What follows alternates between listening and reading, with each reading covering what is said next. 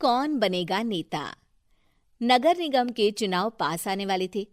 पूरे कानपुर शहर में टिकट को लेकर मारामारी शुरू थी, लेकिन सबसे ज्यादा चर्चा में वार्ड नंबर 40 की सीट थी। वो इसलिए क्योंकि इस बार वहां की सीट महिला के लिए आरक्षित थी। अब सवाल ये था कि चुनाव लड़ेगा कौन। इससे पहले ठाकुर साहब वहां से पार्षद थे और इस बार उन्होंने अपनी पत्नी सीमा ठाकुर को टिकट दिलवाई और ठाकुर साहब की शान के कारण सीमा जी ने 20,000 वोटों से चुनाव जीत लिया। अरे बधाई हो सीमा भाभी, अब तो आप वार्ड की पार्षद बन गई हैं। अब तो हमारे काम आप ही करवाएंगी। अरे ये तो सिर्फ नाम की पार्षद बनी है, वो तो महिला सीट आ गई, वरना पार्षद तो मुझे ही बनना था। अब भले ही चेहरा इसका होगा, लेकिन पावर तो मेरी ही होगी। अरे वाह भाई साहब, क्या दिमाग लगाया है आपने भी। आइए आप लोग, खाना लगा दिया है सबके लिए। सीमा जी पार्षद बन चुकी थी, फिर भी उनकी एक ना चलती। सारे काम ठाकुर साहब खुद ही संभाल लेते और जहां जरूरत पड़ती वहां सीमा जी का अंगूठा लगवा लेते। सीमा जी ज्यादा पढ़ी लिखी भी नहीं थी। एक दिन ठाकुर साहब और सीमा एक प्रोग्राम में जाते हैं। अरे ठाकुर साहब, आप आ गए। ओहो, पार्षद मैडम भी आ गई हैं। स्वागत है आप दोनों का। लगता है हमारे पार्षद फंड का सही इस्तेमाल हो रहा है। चलिए अब उद्घाटन करते हैं। ये लीजिए ठाकुर साहब कैची, आप ही सबसे पहले प्रवेश कीजिए। सब लोग आगे निकल जाते हैं और सीमा जी पार्षद होने के बावजूद भी पीछे खड़ी रह जाती हैं। वो देखती हैं कि वेलकम बोर्ड पर उनका नाम है, लेकिन महिला होने के कारण कोई उनका सम्मान नहीं कर रहा। अगले दिन एक आदमी उनके घर आता है। अरे ठाकुर साहब नमस्कार। कल ना हम नोटिस किए कि हमारा घर तो अवैध है और नगर निगम वाले उसे तोड़ने आ रहे हैं। अरे कुछ कीजिए ना ठाकुर साहब।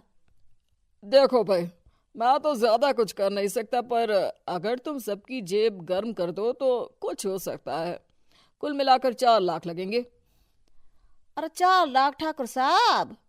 अरे भाई, मैं अपने लिए नहीं मांग रहा हूँ। दरोगा है, इंजीनियर बाबू है, बड़े साहब है, सबको देना पड़ता है ना थोड़ा थोड़ा। बोलो है मंजूर? तभी वहां अचानक सीमा जी आ जाती हैं। अरे ये आप क्या कर रहे हैं? पहले इन्हीं लोगों से तो आपने वोट मांगे, अब इनसे ही पैसे ले रहे हो। अरे चुप रहो तुम, तुम्हारा काम है सिर्फ अंगूठा लगाना, तुम वही किया करो। मुझे दूसरे काम तुम मत सिखाओ, समझी? और तुम ना जाओ, अब पैसे लेकर आओ, वरना जेसीबी किसी भी वक्त आती होगी।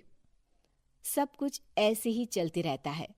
एक दिन सीमा जी और ठाकुर साहब को एक लोकल मीटिंग में बुलाया जाता है। वहां पर कई और अधिकारी लोग भी मौजूद रहते हैं।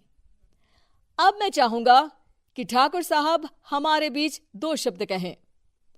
मेरे प्यारे भाइयों और बहनों, आज मेरा सौभाग्य है कि मैं आप सबकी सेवा दिन रात कर पा रहा हूं।